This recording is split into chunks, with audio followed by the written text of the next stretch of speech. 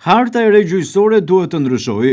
Ky është apeli i dhomës avokatisë në Vlorë, e cila mendon se janë pjekur kushtet që ky ndryshim të ndodhë. Ne mendojmë që duhet dhe mundësit janë.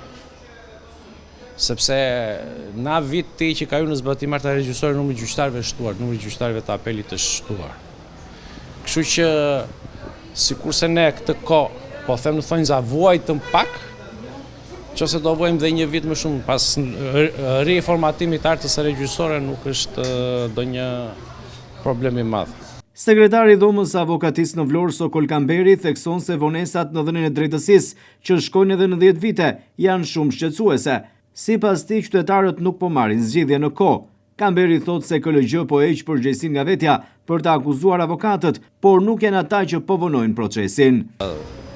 Qoftë apeli i gjykatës administrative, qoftë apeli i gjykatës jurisdiksionit të përgjithshëm, janë mbi masën e të ngarkuar dhe kanë krijuar vonesa që kanë cënuar parimin e aksesit në drejtësi.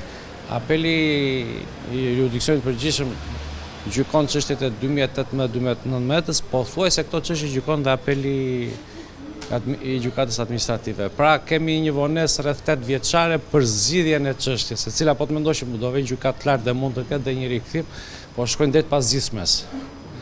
Dhe po marrin kohë jashtëzakonisht të gjatë, mbi 10-12 vjet, dhe qytetarët nuk po marrin zgjidhje. Pra ky është edhe shqetësimi jonë që pse ne dolëm me atë deklaratë. Kam përshtypjen që KLG po përpiqet ta heqë përgjegjësinë nga vetja, duke u hedhur edhe një deklaratë të përpashme, duke hedhur avokatët. Nuk janë avokatët që vonojnë, avokatët përkundrazi, sepse ajo është puna jonë. Janë ata që duhet të bëjnë gjyqje sa më shpejt. Në një farmase jemi zëdhënësi atyre që konsumon drejtësinë. Duam pra të gjyqjet të bëhen sa më shpejt. Kamberi apelon të shtohet numri i gjyqtarëve në gjykatën e apelit, si dhe të bëhet rishikimi i hartës gjyqësore, pasi jugu i vendit është i pambuluar me shërbimin e gjykatës së apelit, por edhe apelit administrativ. Zgjidhje ka, është shtimi i numrit gjyqtarëve në apele të dyja degëve, kompetencave, si dhe rishikimi i hartës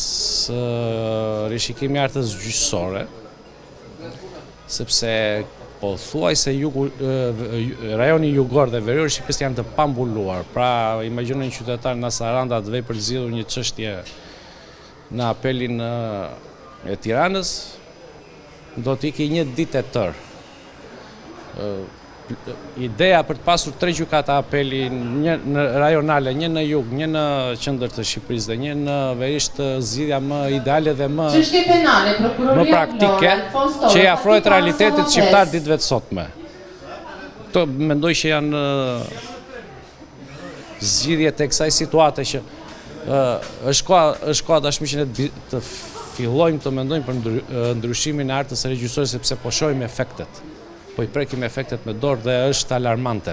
Harta e re gjyqësore që ka filluar të zbatohet prej një shkurti 2023, uli ndjeshëm numrin e gjykatave në vend. Thuajse gjysma e tyre janë mbyllur dhe njohusit e fushës juridike ngren shqetësime se ky riorganizim po shkakton rritje të kostove dhe vonesa në marrjen e drejtësisë.